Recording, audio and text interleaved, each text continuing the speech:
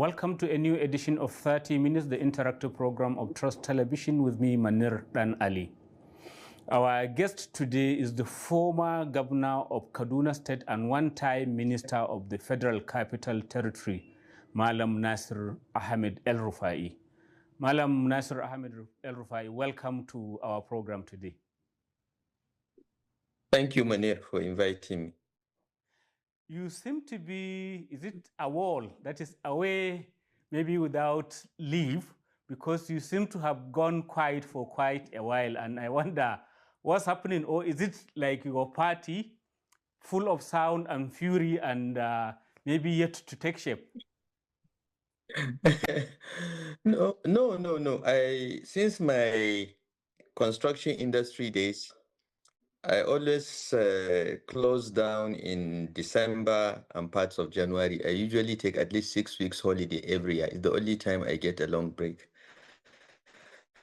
2025 has been a very stressful year for me personally. So I decided to shut down at the end of November. I left the country. And my plan was to remain outside the country until the end of January to take 2 months off. So that is why. But just as I was preparing to return, I got a mix of bacterial, viral, and malarial infections at the same time, which hospitalized me for 5 days. So I had to get that out of the way before coming back. But I'm fine now. I'm done. And very soon I'll be on my way to Nigeria. Just today, some members of your party, including Mr. Peter Obi and others, joined a protest at the National Assembly over the current big issue, this electronic transmission of results during election. Where do you stand on that matter? It's unfortunate I have not been able to return to Nigeria before today. I would have joined Mr. Peter Obi and other party leaders in protesting to the National Assembly to restore the real-time and mandatory transmission of results from the polling unit. It is the only way we can stop the manipulation that goes on in the collation centers. That is where the real rigging takes place. Rigging doesn't take place in the polling unit.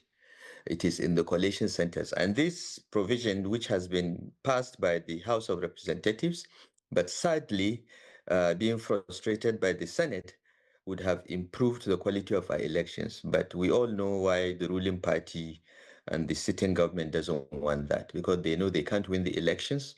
And the only way they have a fighting chance is to be able to manipulate the results after people have voted. So I would have joined them if I was in Abuja. I would have joined them. I would have been with Mr. Peter Obi. How do you think it will pan out, given the fact that the Senate itself, or at least its leadership, appear to have dug into their position, because there are already claims by the minority members of the Senate that what they agreed on was not what was passed? How do you think all this could be sorted out at the end, since the Senate itself says it is reconvening tomorrow over the matter? Well, I think the conference committee will make its recommendations first. I am confident, looking at the composition of the conference committee and the integrity of a majority of its members, they will recommend the restoration of the provision for the real-time transmission of results from the polling unit. So I think the conference committee will resolve this in favor of the people of Nigeria, because this is about the people of Nigeria. It's really not about elections or about APC or ADC or any other party. It's about giving Nigerians the opportunity to vote for whom they want, and that result should not be subject to any manipulation. So I am confident that the conference committee will recommend restoration. Now it is up to the Senate, well, particularly the Senate president, because I think majority of the senators also want the same. The majority of the senators are gentlemen. They want Nigeria to move forward. They are distinguished former governors, former ministers, and former representatives. They are distinguished people that want to see Nigeria make progress. And I think the Senate will overwhelmingly outvote their presiding officer, because let's be clear, it is not the Senate here that's the problem. Akpabio, who is a scumbag by every definition, is the problem. And Akpabio is nothing but that wouldn't be, I mean, the Asiwaju's kind of what you should do. lapdog. That's what's going on. And the senators will have to come together and protest and prevent that from happening when they reconvene. But Mr. Akpabio himself will also protest on the use of your choice of word to describe him. He may have his issues, but certainly it's good to stay within the limits in terms of describing maybe distinguished people like him, don't you think? I do not consider him distinguished. We've known each other since the 90s. He knows how far we've been through, and I think I'm qualified to call him a scumbag, and he knows why. Can we move on to the larger picture? You earlier said that it is the ruling party that is against this whole thing because, as you allege, it could lose the elections. But are you also not considering the fact that the president will have to assent to this before it becomes law? How do you think that could happen if what you earlier said is right? Yes, what I said is absolutely right. And my sense is that when the National Assembly overrides Akpabio and includes this provision, the president may withhold assent, in which case it will come back to the National Assembly for them to exercise their two-thirds override, to override his veto. I think that will happen because I think the voice of Nigerians is very loud and clear as far as the National Assembly members are concerned. And for their own self-preservation, they must preserve this provision for the real-time transmission of results from the polling unit using electronic means. It's for their own survival. It's for the survival of this democracy. But others may not be as hopeful as you are, given what this same National Assembly has done over many issues, like the way it changed the national anthem, the way the tax laws were passed, and all the controversy about actually what is the version that has been gazetted and all of that. There has been no clarity on this all-important issue. So how do you expect it to be any different over this matter of almost life and death, that is winning or losing an election? Because we're in election season, and 2 years ago, they can change the national anthem in 5 minutes. Last year, they can play games with the tax reform bills. But now they know that 2026 is the year of preparing for elections. It is the year that candidates will emerge, and Nigerians are watching, and Nigerians are angry, and Nigerians will punish them if they go the way that Akpabio and Tinubu want. This is my hope. I am optimistic. I have confidence in the self-preservation instincts of the members of the National Assembly to do right for once in this last 3 or 4 years. This National Assembly will go down in history as one of the least performing unless they get this electoral bill done properly. And it affects them. It affects them fundamentally, and they know it. They don't want to be left to the mercy of governors and the president to decide who returns to the National Assembly or not. If you know that you're grounded, you have the support of your people, you will want to support this bill because you will win your elections at polling unit. You don't want the president or Akpabio or anybody changing it at the ward collation or local government collation center. So it's a matter of self-preservation, Manir. That is why I'm hoping that they will do the right thing. But yes, people have the right to be pessimistic, but I am perpetually optimistic when it comes to Nigeria. What about the little matter of the role of your party that is like being seen as the main opposition party now with the crisis in the other party, the PDP? Why is it that it looks as if you lost the plot? We are on the verge of an election, and we don't seem to have that kind of inspiration and confidence that there is an alternative government sitting somewhere. It seems more like an alternative platform for other sets of politicians to grab and use power in Nigeria. Yes, there is that concern. I can assure you, even within the party, we have these discussions. We're worried about the silence on the part of the party, where we compare it with when we formed the APC, because I was there as at the forefront. APC was firing on all cylinders the moment it was formed. But this party It's not a coalition of several parties. It's a coalition of individuals. So it is taking time to settle, taking time to form. A lot of background work is being done. A lot of outreach at the grassroots is being done, which may not be in the media or may be visible to people. But I assure you, our party is the preferred party for Nigerians. We have carried out polls that show that very, very clearly and decisively. And the issues that we have about presidential candidate and candidates and so on will all be resolved in the next a few weeks. We have just launched membership registration that will go very smoothly. As soon as we do that, we'll do the congresses and convention to replace the leadership that we inherited. And then the real party will come to the surface. I assure you, Munir, that our party is working, it is organizing quietly, not like APC did noisily in 2014, but we are doing that. And I assure you that this Tinubu government will go back where it came from, whether it is Lagos or Lagoon Island or wherever, they will go back by the grace of God in 2027. But you also know that the optics do matter, and communication is very important in politics, especially on the eve of an election where people maybe may not be too impressed with the sitting government, but they have to see a clear alternative. And so far, they are not seeing exactly that. You did admit to yourself that it's not like when you formed the APC, where it was so clear they will, that it and they will. power. Yes, they will, Munir. They will. The campaign timeline embedded in the 2022 Electoral Act is rather long. It favors the incumbent that has a lot of money. We are a coalition that is coming together, and unlike the sitting government that is a party of thieves, we are a coalition of the willing, and we don't have the resources or even a fraction of the resources that they have. So the kind of spending on media or social media and optics that you expect, you'll not see from the ADC for now. But I assure you, as I said, we are approaching this from a different angle. We have a different strategy. We are not going to do what is business as usual.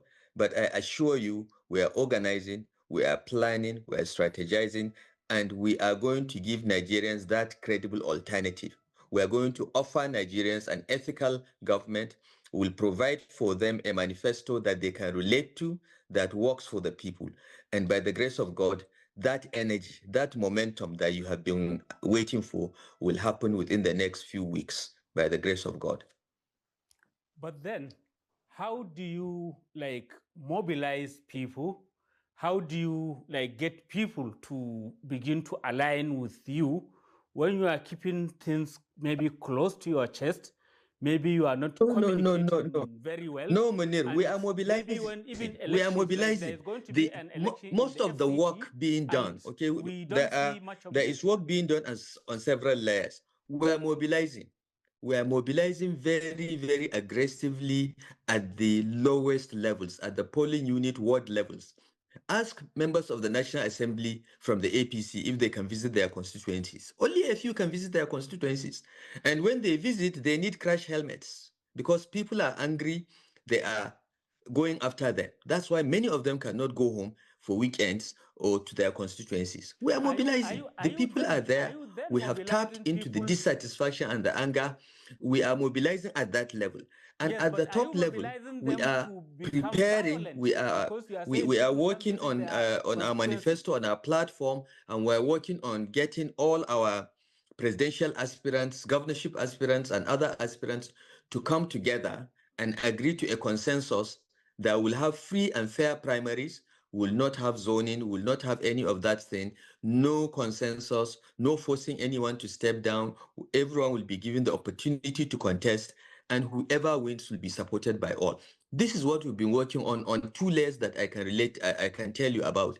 But if you don't think that the ADC has grassroots support, ask some of the National Assembly members to go to their constituency without a garrison of soldiers and police to guard them. But then, are you mobilizing people to get violent with their representatives when they visit, which may not be exactly constitutional? No.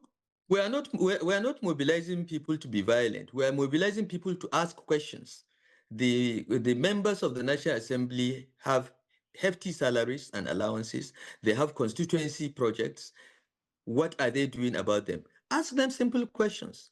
Why haven't you come to your constituency since you went to Abuja 2 years ago? Those are the simple questions. They are not violent. They are supposed to be civic discussions. But of course, when one side has armed policemen and so on, uh, the other side has to protect itself. But no, we are mobilizing people. We are tapping into the dissatisfaction, the incompetence, the false propaganda of this administration, and the extreme cronyism and tribalism that this administration has shown. We are tapping into that, and we're doing so quietly, silently, at the lowest levels of electoral significance. And APC is going to get the surprise of its life. You mean even with all the governors that have been lining up to join the party? Because you see, all the governors of the opposition parties have all, maybe Yes. except for a few, now crossed over to the ruling party. Isn't that a cause for concern? Because it means they have, in quotes, all the structures of politics in Nigeria, while maybe you have only the structure of possibly talking and what have you. Yes. I think the governors are making two fundamental mistakes. The first, on a spiritual level, those of us that are Muslims or Christians who believe that power comes from God, not from Tinubu, not from anybody. God gives power to whom he wants, when he wants, and takes it away from him or her. So it is God that gave them power, but they have come to assume that it is APC and Tinubu and their rigging that will give them power. That's the fundamental mistake number one. The second mistake is this thinking that, oh, we have resources, we have money, we have police, we have INEC. And I've said this to Tinubu's people, ask Goodluck Jonathan what he didn't have in 2014 when we organized and got him out. And thirdly, Manir, I was a governor, so I'm speaking from experience. As the governor of Kaduna State, I was a leading APC member. I fought very hard for my party to win every election at all levels. Tinubu lost, even though I was one of his strongest supporters. He didn't win Kaduna. We lost 3 Senate seats. We had 2 Senate seats before. We lost them. I was a sitting governor. I couldn't prevent that. There's a difference between governors and the voters. The governor has only 1 vote. And when the time comes, the people of Nigeria will show what is happening very clearly, in my view. And we are encouraging them. Let all the governors move to APC. It's very good because it defines clearly what 2027 is all about. It is the people, the gang of thieves, those that have been stealing from Nigeria's resources since 2023, versus the people of Nigeria, and we will see who will win. I have no doubt in my mind who will win, Munir. They have been stealing money, they have been stashing away money, they have been doing this, but at the end of the day, the people of Nigeria will win. Nigeria will prevail. Those are your own because tyranny on the matter, does not last but forever. I would like to ask you, how or why did you fall out with Tinubu, given the way you were putting yourself out there to ensure that he became the candidate of your party, then the APC, and all of that, all those meetings that you are like spearheading other governors then to do. And then here you are now sitting out as one of the main opposition people to Tinubu.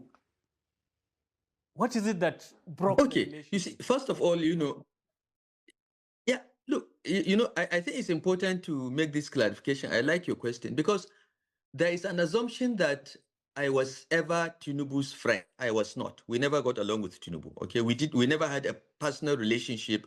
We never had a prior relationship like the one I had with General Buhari of blessed memory. Okay, so I want everyone to understand that. For me, Tinubu was initially an aspirant of the party, and I was approached by certain Islamic stakeholders from the Southwest and asked to support the emergence of a Southwest Muslim presidential candidate. That was how even the discussion started. And But you for are so me, upfront as governor about of it. Kaduna State and as one of the founders of the APC, I knew that we had an understanding with the South, or specifically the Southwest, that after 8 years of Buhari, power will go to the South. It was a matter of principle. I stood for that. It wasn't about Tinubu. Tinubu just happened to be an accidental beneficiary of that. Now, as soon as Tinubu won the primaries, it is a principle of mine that I fight for the candidate of my party in every election to win, whether I like the candidate or not. It's not whether I like Tinubu or not. The fact that he emerged as the candidate of the party, for me, I would give everything to ensure that he won. And that's what I did. Now, So is it I not don't the think issue we of fell out the with Tinubu, spoils of okay? power that We you we fell fell out out, with him? we didn't fall out with Tinubu. We just could not find areas of agreement. Okay, there was no equilibrium. We couldn't agree. I'm a different kind of person. I am in government for different reasons.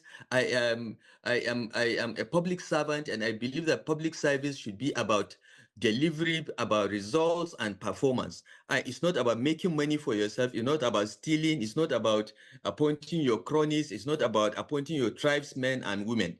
Even if the offer that Tinubu made to me, which he publicly appealed to me to take up, to be a minister in his cabinet, even if that had gone through, I would have left the government long ago, because the philosophy of this government is contrary to everything that I have been taught as a Muslim, as a Northerner, as a Nigerian, to stand for public good.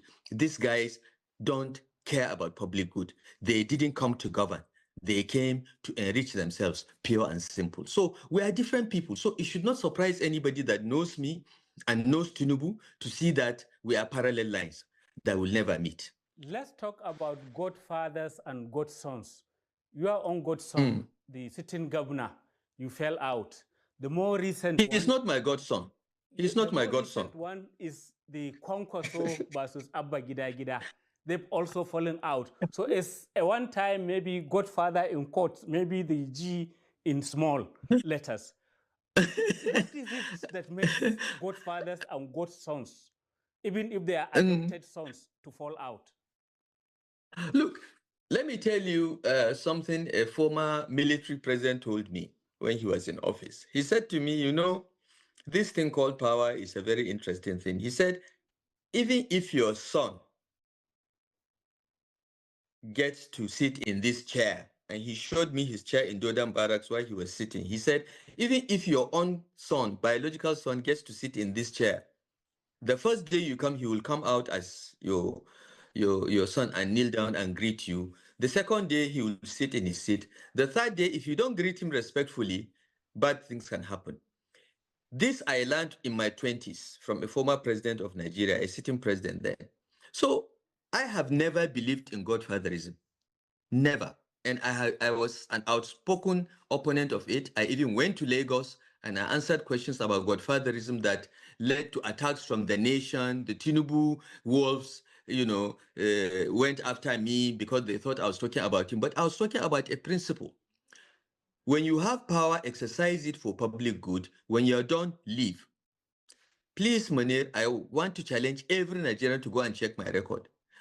When I left BPE, I did not even go back to visit there till after 23 years. And that was because I was doing a PhD research. I had to interview somebody in BPE.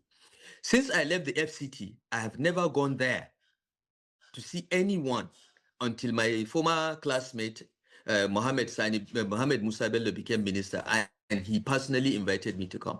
When I do a job, I do it, I move on. I don't care about my successor.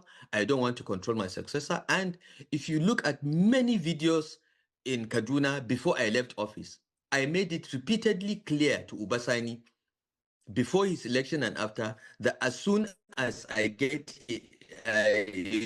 get you elected, we hand over, I'm gone. I will not even visit Kaduna for the first 6 months to give you space to settle down and carry the burden of your office.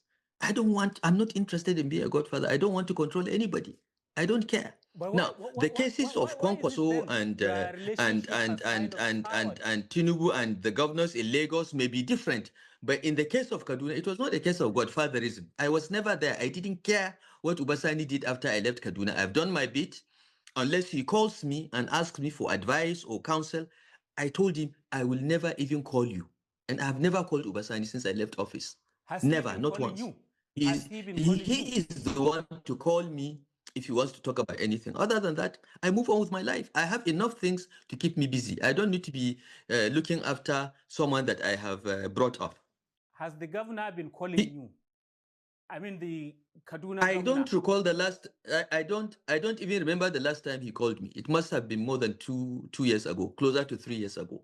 So your relation has kind of soured or at best cooled off very maybe badly? We have no relationship. So then, if you can translate your experience to what has happened in Kano, have you had cause to speak to Kwankwaso and maybe advise him on what to do best, given what has happened between him and the governor? Look, context matters. Okay, I can relate to you about everything in Kaduna. I can give you the context. I can tell you. I can give you facts and figures. I don't know what happened in Kano. I honestly don't have access to both of them to ask them questions. And even if I do, I frankly would not want to go into that. These things happen in politics. It's normal. Don't be surprised if a year from now they reconcile. These things happen, but I don't think there are parallels between what happened in Kano with what happened in Kaduna, because as I said, context matters. Every situation is different. And unless you have all the facts, you should be very slow in making judgments. Thank you very much, Malam Nasir El-Rufai, for coming on to 30 minutes. Thank you, Manir. I hope to be in the studio when I return to Abuja, which is very, very soon, by the grace of God. That is a promise that will keep you on. Absolutely. When you do return. Absolutely. Absolutely. You with you, there is no need for promise. You know, you ask me, I will do it because you are Manir Dan Ali, and I have great respect for you. Thank you very much. I do appreciate it. Thank you. Viewers, that's the end of this edition of 30 Minutes. Keep a date with us.